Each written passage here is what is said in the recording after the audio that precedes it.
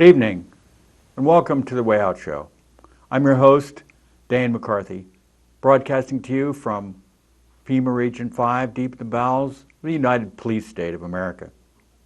Today is June 23rd, 2016.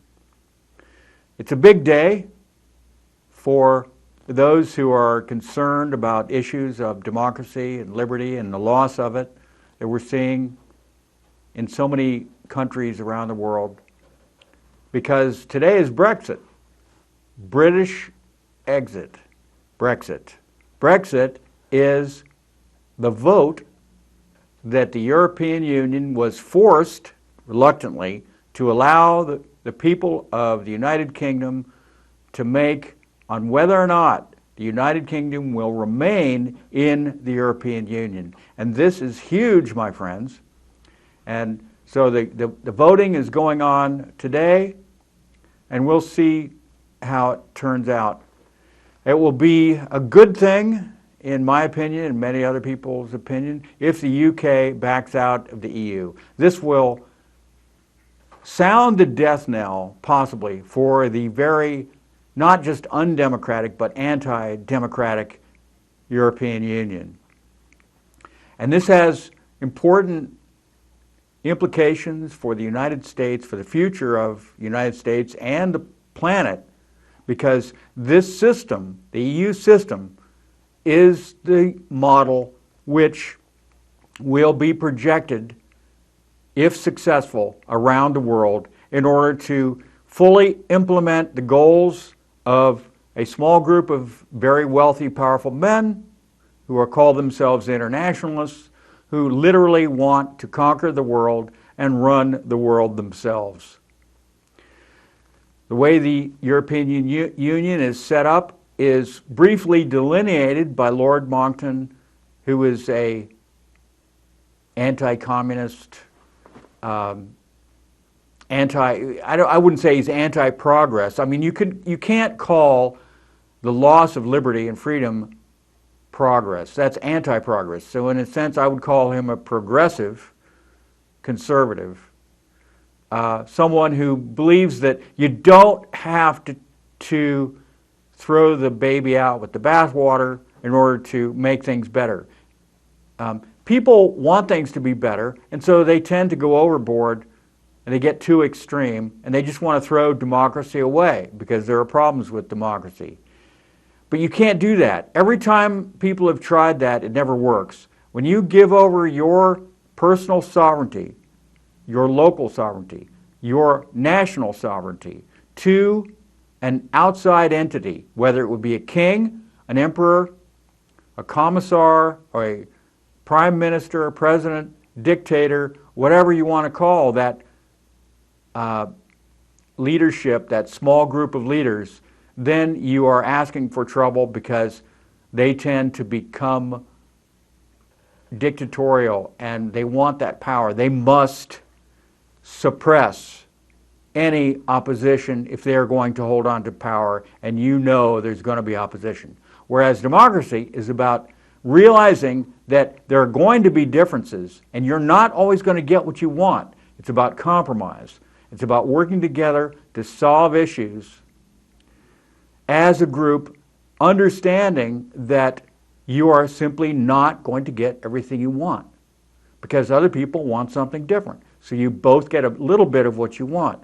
And this becomes frustrating for people because they feel like they're right and their ideas should be implemented fully. And it's a very idealistic sort of view, and it just doesn't work in the real world. So it's not realistic.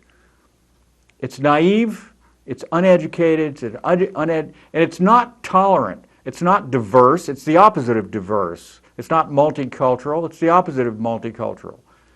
It's domination by the strongest, by those who have the power. And it's a willing giving up of personal sovereignty, personal power, the ability to make your own decisions about the direction of your own life. And we're going to explore that later in sense of the idea of smart cities. This is something that is part of the future. We're going to have to deal with this mindset of the smart city and the smart country and the smart everything.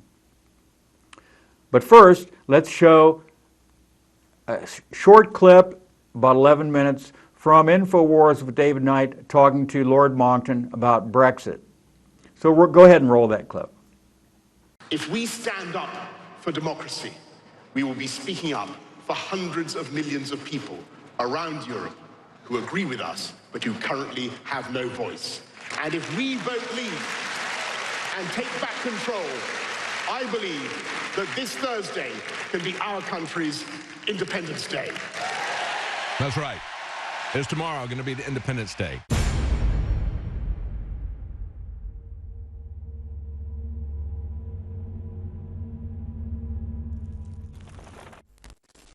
Welcome back to the Alex Jones Show. I'm David Knight, and joining us now is Lord Christopher Monckton from the UK. We're going to talk about Brexit, which comes up for a vote tomorrow. You heard the clip in the last hour. We had Boris Johnson close the debates last night, made a rousing speech saying all you hear from the other side is fear. We offer you the opportunity to take control of your lives. He said tomorrow can be our Independence Day. So we're going to talk to Lord Monckton about that. So we have introduction, of course. If you're a listener to Infowars.com, you've heard him on many times. We have Lord Monckton on to talk. He is an expert on global warming. He's been very effective at fighting the lies of Al Gore and others, the censorship that we see surrounding man-made global warming narratives. He's done that in the UK. Of course, he's also a businessman. He's a newspaper editor. He's an inventor, a classical architect, and, of course, the high priest of climate skepticism. But today we're going to talk to him about what's going on with globalism. Also, if you want to find Lord Monckton, you can find him at scienceandpublicpolicy.org, where you'll find many of his papers published, and whatsupwiththat.com, where you'll find information where he exposes the lies of climate alarmism. But today we're going to talk about Brexit. We're going to talk about the economic issues. We're going to talk about the sovereignty issues. We're going to talk about the political consequences, both in Britain and in the United States, because this is a worldwide issue that is happening right now. Joining us now is Lord Christopher Monckton. Thank you for joining us, Lord Monckton. Well, David, it's a pleasure to be with you. And my goodness, it's exciting here because I can't tell you who is going to win this vote tomorrow. I hope it's going to be the Brexiteers. I've already cast my vote by post, but it's too close to call. It could go either way. But you're quite right. In your introduction and in that wonderful film, and all of the people who you showed clips of are friends of mine, this is an enormous blow. The fact that we've even got this referendum is an enormous blow against global government power. Yeah. They didn't ever want us to have this vote. And at least we've got the chance to have our say. And it's very evenly divided between, roughly speaking, the left and the center right, between the establishment and the ordinary folk, between the givers and the gobblers, to use the 8 Rand's metric. And what is fascinating is that practically the entire global establishment, so terrified are they at the idea of Britain leaving the EU that we've had Mr. Obama speaking out, we've had Angela Merkel, the president of Germany, speaking out, we've had, or the chancellor as she's called, we've had Francois Hollande speaking out, we've had the head of the World Bank speaking out, we've had all manner with the head of the Bank of England, who is not allowed to speak out of political matters. He has spoken out, and all of these are, of course, wanting us to stay in because they want to tie us in to this increasingly globalized government system. Yes, and further away, we have no control over what's going on in your lives. And I think that's the key phrase there, that rousing speech that was given by Boris Johnson, where he says, tomorrow can be our Independence Day. I mean, do Britons really want to govern themselves, or do they want to be governed by some European superstate that is dominated by the Germans? I really don't understand that. I mean, there was a back and forth talking about Neville Chamberlain, and they made a good point on that the other day when they questioned Cameron on that. I want to play that clip and get your reactions to it. But I see that as another issue of appeasement and surrender. That is a very fair comparison. And of course, the entire establishment throughout Europe was for appeasement in the era immediately before the Second World War. And I'll bet you'll never guess which the first state to speak out against Hitler openly and publicly was. What was that? It was actually the Holy See. It was the Pope Pius XII, as he was to become. He was then secretary to Pope Pius XI, who issued in German an encyclical letter, the first time it hadn't been in Latin since the early Middle Ages, and it was called Mit brennender Sorge, with profound concern. The Holy See spoke out against the Hitler regime, while everybody else, the Times of London, was for appeasement. I mean, indeed, the Daily Express in 1933 had disgraced itself by running a front page story shortly after Hitler came to power saying Germany is Britain's friend. And the author of its lead story was not one of its journalists, it was Joseph Goebbels. That was how much the establishment wanted the German Reich to survive and prosper. And now they want the new bureaucratic, the tyranny by Clark, which again is it's not just undemocratic, it's anti-democratic. And again, the establishment, which now hates democracy, viscerally hates democracy, wants to use the EU as a model for spreading effectively dictatorship worldwide. And you're quite right, David, when you say that democracy and independence are the issue. Are we going to be, once again, a sovereign nation? Are we going to get our independence back? And when you think that Britain was a great, proud and independent nation, the last time anyone invaded us was in 1066 AD. And now here we have the European Union invading us by stealth. Yes. And of course, about half the population will tend to side with the establishment, the gobblers, the people who are on the take. They love the EU because it's a paradise of vested interests. There are 20,000 lobbyists who infest Brussels and Strasbourg, and their job is to argue for various vested interests to get free handouts from the European Union, of course, at British and other taxpayers' expense. And how much say do we get in any of this? It gets back to your point, David, about democracy and independence. At the moment, according to the House of Commons Library, which has just done a survey, 3 laws in 5 that are made for us by our Parliament in the United Kingdom are in fact only made because Brussels says we must make those laws. Wow. These laws are being enacted because the European Union's commissars, 28 unelected people who meet behind closed doors, have issued what is revealingly called a directive, which we are then obliged, under pain of unlimited and continuing fines, to enact into law in the United Kingdom. Now, the German government did a survey 5 years ago, and its conclusion, which was put in front of its constitutional court at the time, which had insisted that this sum be done, they said that in fact 5/6 of all laws, 5 laws in 6, not even 2 in 3, but 5 in 6, wow, were in fact enacted solely because directives by the unelected, unremovable, unaccountable, unquestionable commissars had ordered these laws to be made. That is how far from democracy we are. Now, you may say, oh, but I've heard of a thing called the European Parliament. Well, don't imagine that that is anything like a parliament. It is a fig leaf to cover the naked dictatorship behind. And this parliament cannot even bring forward a bill. Can you imagine if the United States had set up a constitution whereby the Congress was not allowed in either house ever to bring forward any new legislation? We're getting close to that. Isn't allowed. Yes, the European Parliament, of course you are under Obama getting used to that, but that's not how it was supposed to work under the Constitution. That's right. And yet the Constitution of Europe is that the supreme law of Europe is proposed behind closed doors by the 28 commissars, is drafted behind closed doors by a committee called the Council of Ministers, which doesn't actually have any ministers on it, it's entirely bureaucrats. There's also a rather shadowy group called the Council of Permanent Representatives, another lot of bureaucrats that have their say.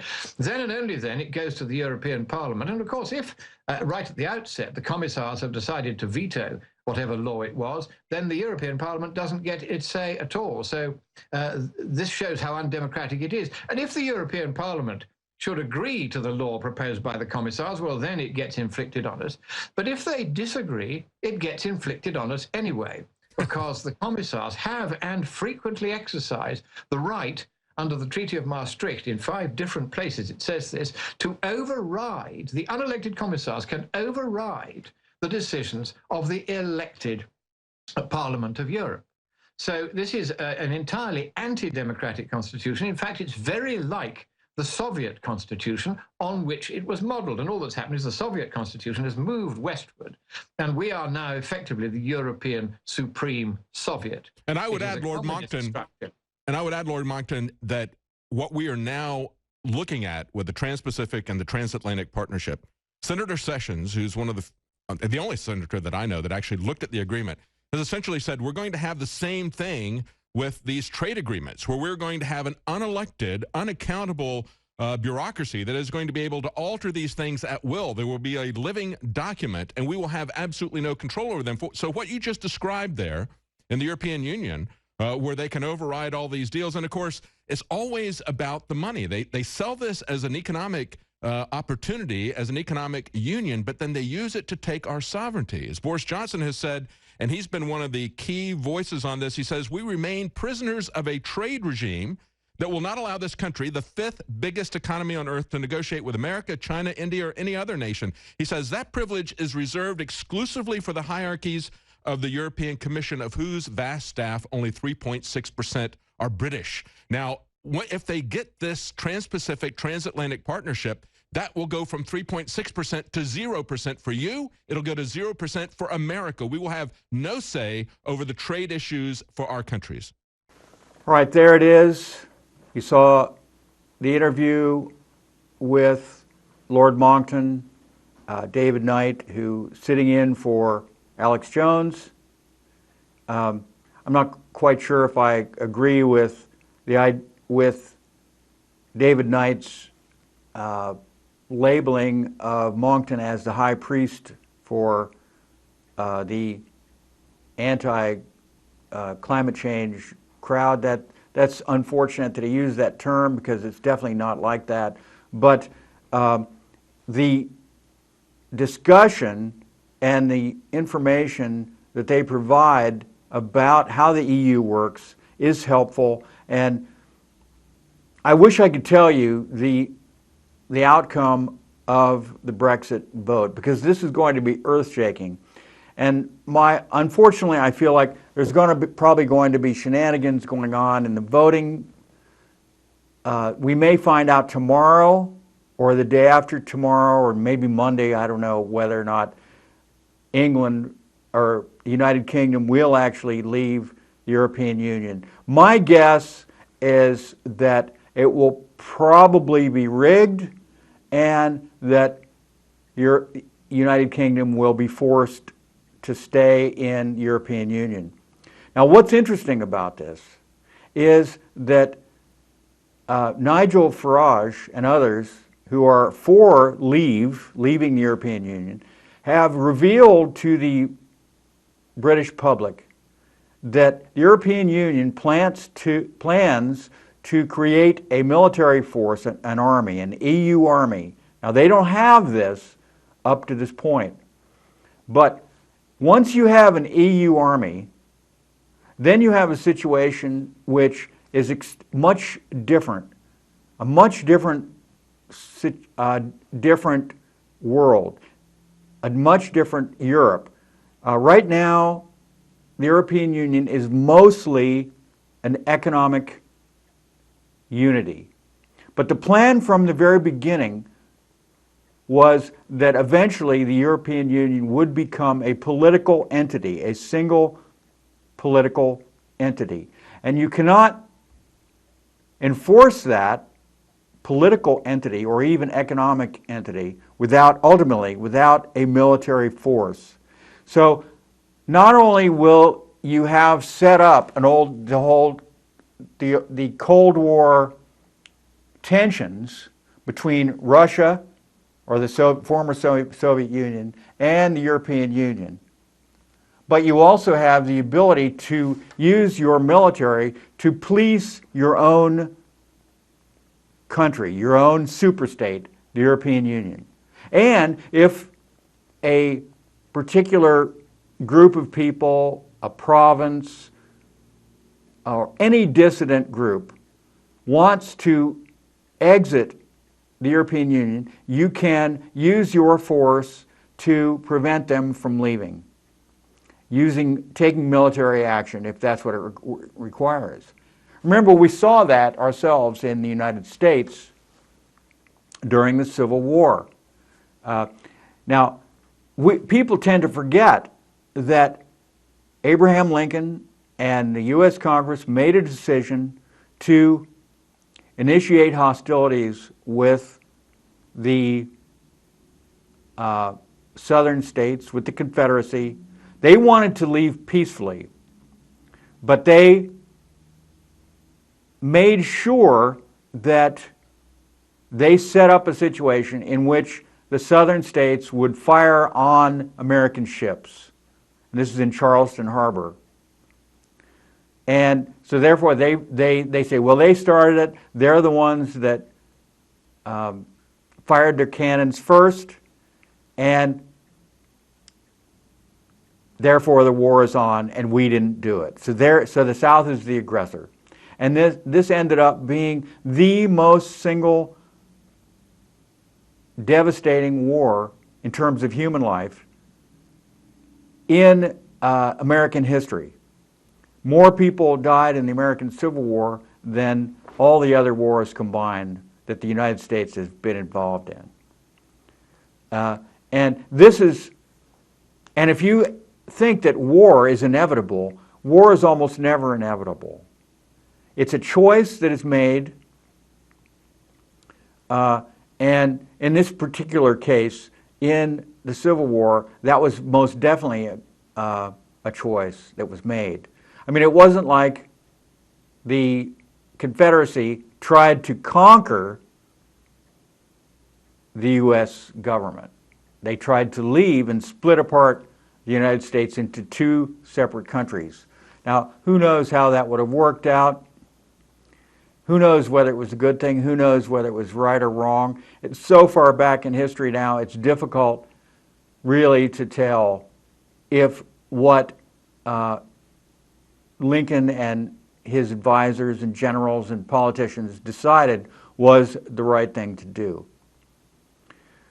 When you look at all the death, I don't know. It's hard to say. We tend to have a very romantic view, and we just take it for granted the Civil War was absolutely necessary. But we always have to question and look at the other side, because the winners tend to write the history books. I mean, the winners do. And they're always going to skew it from their point of view. And so that's the point of view we view. That's how I was raised, was that the North was right and the South was wrong. Cut and dried, very clear, boom. And it was about slavery. Was it? I don't think so. It was about the typical U.S. soldier during the Civil War was not fighting to abolish slavery. He was fighting to save the Union. And they used that term, to save the Union. That was what it was about. They believed in the Union. Right or wrong, I don't know. So here we have a situation with Brexit that is in some ways as earth-shaking, as powerful, as revolutionary as what was going on in various other high points in history. So we mustn't forget how important this is. Now, something that happened just recently underscores the kind of tactics that the pro-EU people use. There was a young politician, Jo Cox, a British politician, who was murdered on a street in her hometown in England supposedly by a retarded man, he mentally challenged, very simple, ordinary kind of guy who wouldn't, this is the same story we hear over and over. Wouldn't hurt a flea, friendly to everyone, no political views at all. And yet somehow he ends up murdering her with a gun and a knife. And she is an extremely vocal supporter of remaining. She really liked the EU, and so this murder is used by the politicians to support remaining. And it's interesting to see what happened. The polls showed that the people wanted to leave the EU before Jo Cox was murdered. After she was murdered, then it's about 50-50. So they lost some ground as a result. The propagandists were able to use that murder. Now, and it happened at the perfect time, just about a week before the vote was supposed to happen. Now, before this time, the arguments were getting extremely heated between the two sides, the Remain side and the Leave side. Afterwards, everybody toned down the rhetoric, and I guess there was some talk of shutting down the vote completely, or delaying it, but they decided to go ahead and vote, which makes me think that they just were getting so desperate that they needed a false flag, they needed a patsy, they needed a martyr, and they got it, and they did it. And this is not the first time this kind of thing has happened. This happens a lot. In fact, Nigel Farage, one of the most important politicians for the Leave side, avoided an assassination attempt on him. I believe he was in Europe, and he believed that he was almost assassinated on the highway, but somehow got out of it. It was a car wreck. They were trying to wreck his car, push him off the road or something. Somehow managed to get out of that situation. So Nigel Farage, by the way, is the head of UKIP, United Kingdom Independence Party. And UKIP is getting more and more powerful. Now, it's interesting that people like Nigel Farage and also Boris Johnson, who is mentioned in the video, they are considered to be far right. Why are they considered to be far right? Because they want the United Kingdom to remain to return to sovereignty, because they've lost a lot of their sovereignty right now. Many of the decisions that affect the British people and the people in the United Kingdom are not made by their elected representatives. They are made in Brussels, or they mention Strasbourg. Those are the two centers of the European Union. I saw an interesting film on the internet called BREXIT, the full movie. It's on the internet. You can watch it. It's about 90 minutes. And it really gives you a good overview of the way the European Union works and how highly paid those bureaucrats and technocrats are at the European Union. It's absolutely amazing how much money that they get. It is a good gig. And they are unaccountable. And it is true also that the European Parliament has virtually no power. It's symbolic only. And it's a huge, beautiful room in which all these representatives sit, but apparently they don't really do anything. They just sort of sit there and collect these huge paychecks. So we'll see how this all works out. I wanted to move forward on a couple of other important topics. The jury came back on the Freddie Gray case, who was essentially murdered after being arrested in Chicago. And the driver of that van that he died in, that police van, was found innocent. And this is an incredible miscarriage of justice, because Freddie Gray was the victim of essentially a game that the police would typically play with arrested suspects, and probably black suspects or Hispanic, in which what they would do is, you're in the back of the paddy wagon, right? You are you're sitting there, and your hands are handcuffed behind your back. You're not in a seatbelt. There is no seatbelt, and you're sitting there, and the benches are front to back on each side. So they're going long ways instead of down the length of the vehicle rather than across sideways. So what happens is you're sitting there, and unexpectedly the driver takes a sharp turn really fast and throws you lose your balance, throws your head against the opposite wall. You lurch and are thrown across. And they do this multiple times and throw you back and forth. And they're sitting there laughing. They think this is hilariously funny. And it's sort of become a little ongoing game that they played. And in this particular case, the guy died, broke his neck. And so they tried to bring up murder charges, and now the guy's off. So unfortunately, this is just going to inflame the passions of the people, rightly so, against this kind of police brutality. And this is the way things go when you're living essentially in a police state. This is not to say that the police are not good guys. I have a lot of respect for the police. They have a hard job.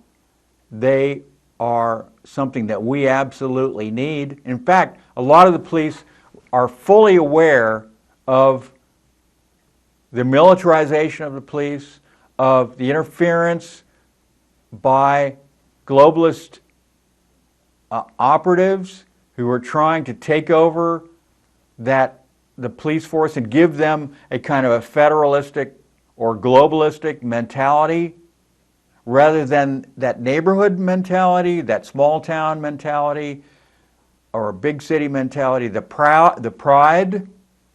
They're trying to weed out the good cops, the ones who really care about serving everybody in the community, for those guys who were like twitchy, a little bit twitchy, and will do things that are not going to reflect well on the honor and dignity and integrity of the police force.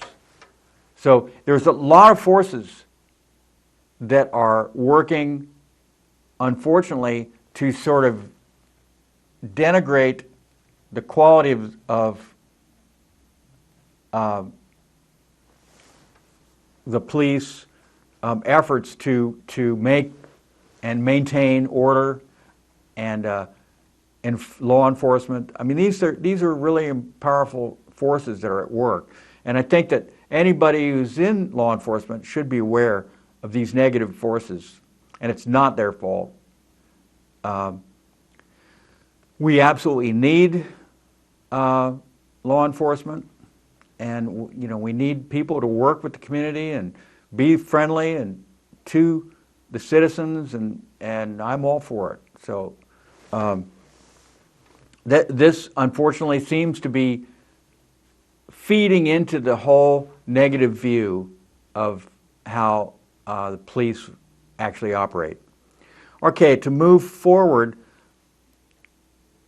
Columbus, Ohio, just today, was awarded a grant of money, which amounts to about $150 million, from the U.S. Department of Transportation to implement the latest techniques concerning transportation in accordance and to harmonize with the whole agenda for building the smart cities across the United States. And of course, this is a global effort. And what is a smart city? You've heard of smart cars,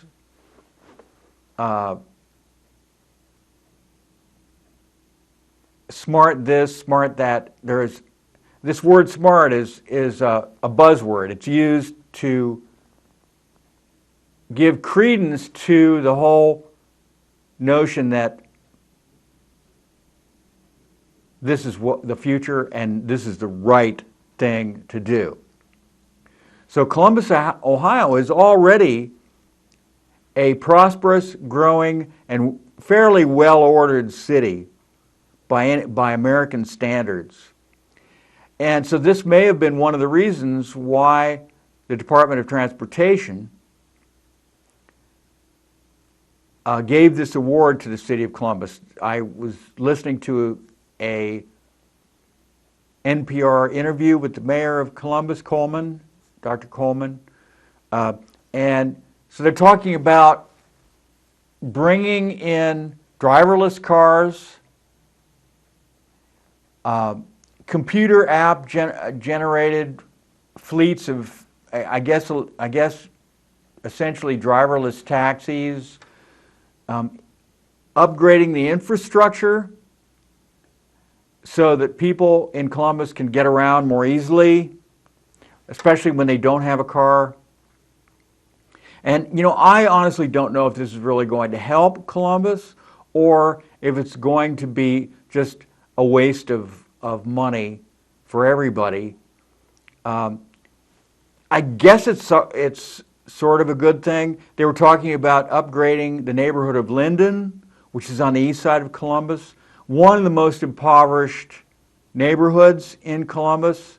And they want to, this is the neighborhood that would be the pilot project.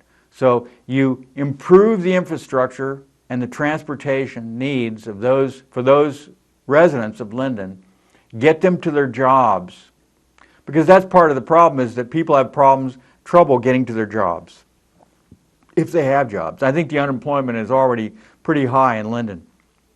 They also have a high infant mortality rate, apparently, in that neighborhood.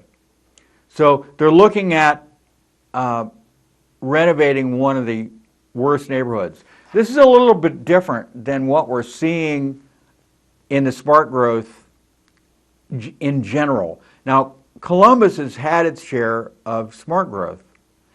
And when we see one area in which there's a tremendous number of new buildings being put up, high-rises, and they would be condos, they would be townhouses, they would be individual houses, but mostly these big condos, big apartments, or maybe you're just renting, maybe you're owning, and they're in a very small area, and they seem to be centered around Easton, but there are other areas too.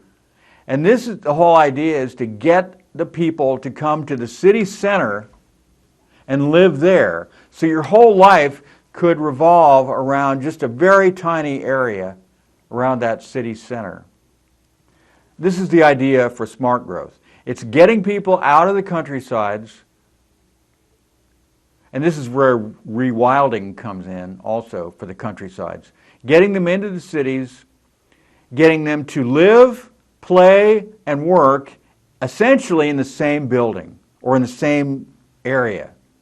And the green space would be right there. They're doing this in New York City in a big way, and it's a new development called Hudson Yards. And it was an area that was blighted, but it was mostly trains.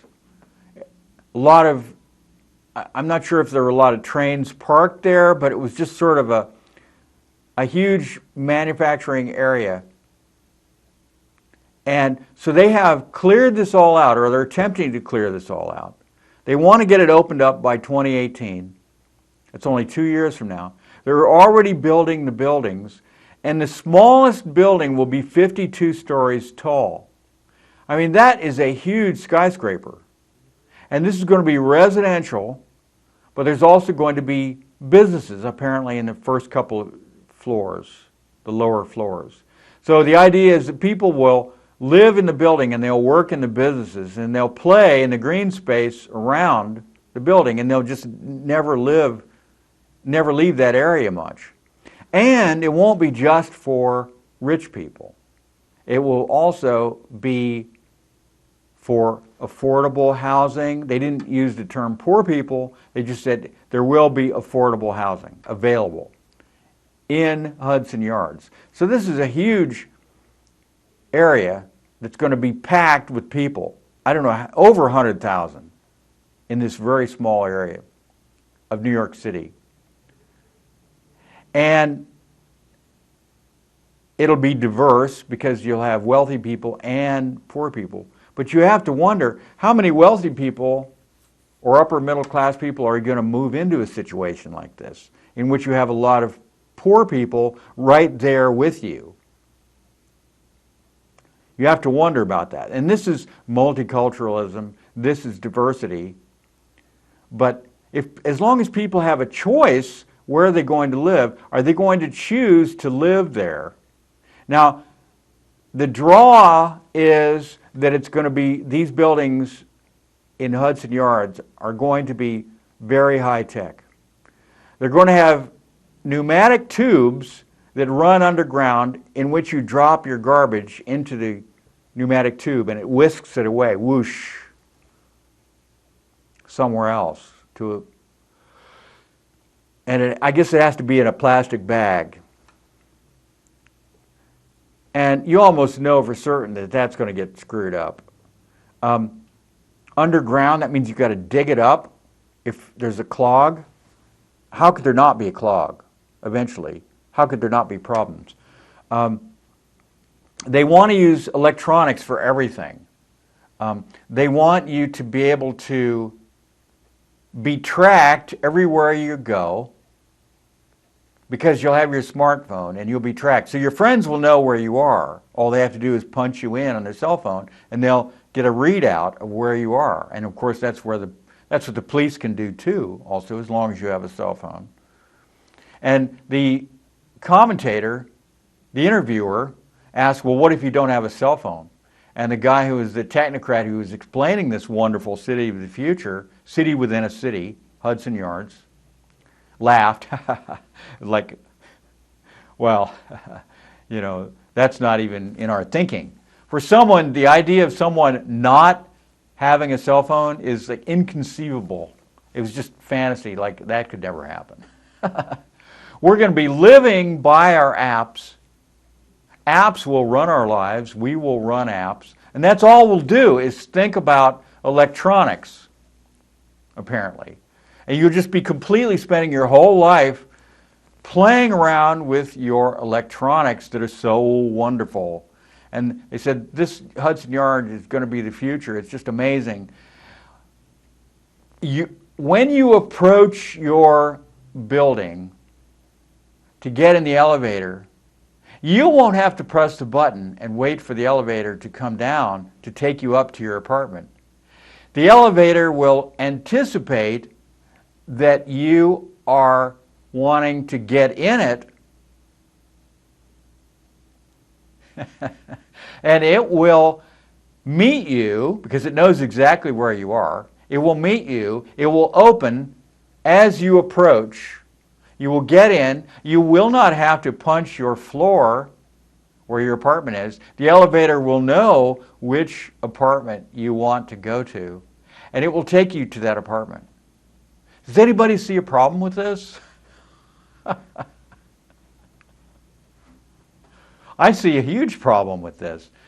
For one thing, on the very simplest level, it's another level of complexity. For those people who actually work in the real world and try to maintain infrastructure, the watchword is the more complicated you make it, the more problems you're going to have. The more things are going to break down, the more complicated it is, the more things are going to break. The more issues you're going to have with that elevator, with a smart elevator. And this is just one example. You have the driverless cars, which you don't have to do anything. Human essentials not necessary. Human mind power not necessary. The car knows who you are. The car knows where you're going because it has all the information about your habits. Because everything you do is tracked. An interesting word that was used in this radio show that I was listening to was nanny cam. And what is a nanny cam? Okay, a nanny is usually a young woman who takes care of a baby or a small child. That's a nanny. Not the real mother, but a substitute mother, a temporary mother, a paid mother. Mothers aren't paid for taking care of their own kids. So it's a substitute for a mother, and then it's a camera, a cam, nanny cam. You may have also heard of the term nanny state. So there is a definite substitute parental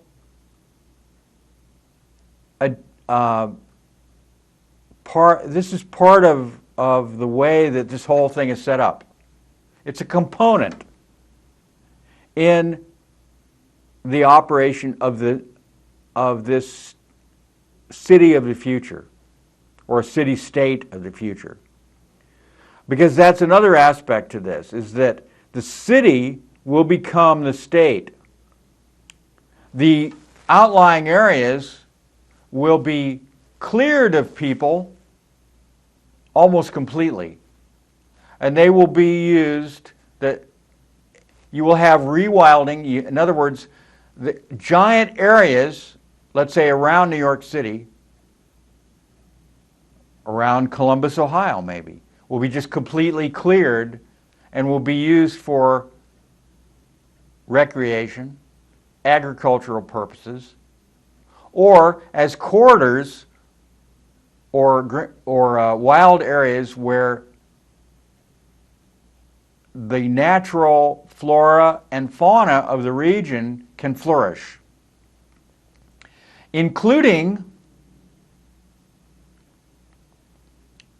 corridors in where these wild animals can roam without, encountering a fence or a wall or a building. They will just be cleared so they can travel freely from wild area to wild area. And I think the goal eventually is to get rid of those corridors and just merge everything into these giant wild areas. And these mountainous areas around here, which are not particularly conducive for farming anyway, will become absolutely pristine areas. And you might say, well, wouldn't they just be overrun with hikers and bikers and paddlers and climbers and all these people who, love this kind of stuff? They would just love this. Well, my friends, not necessarily. They may not necessarily even be allowed in to these areas to use them, because after all, we want a return to virgin wilderness. And not only that, but they will be filled with predators. Anybody who has actually looked at the pioneer days, or the days when only the Indians and a few intrepid people from the East Coast came into this area, into the Ohio country. If you read those accounts, these forests were they could be extremely dangerous in those early days. They were filled with game, but they were also filled with predators. They would prey on that game. And this is not setting aside the irate Native American Indian population that may have resented the pioneer with the gun, or the trapper, or the explorer coming in and disturbing the game and running the game off by shooting off guns. But the stories of the danger, just unreal. So is this what the eventual hiker, biker, paddler, climber, whatever, might be faced with?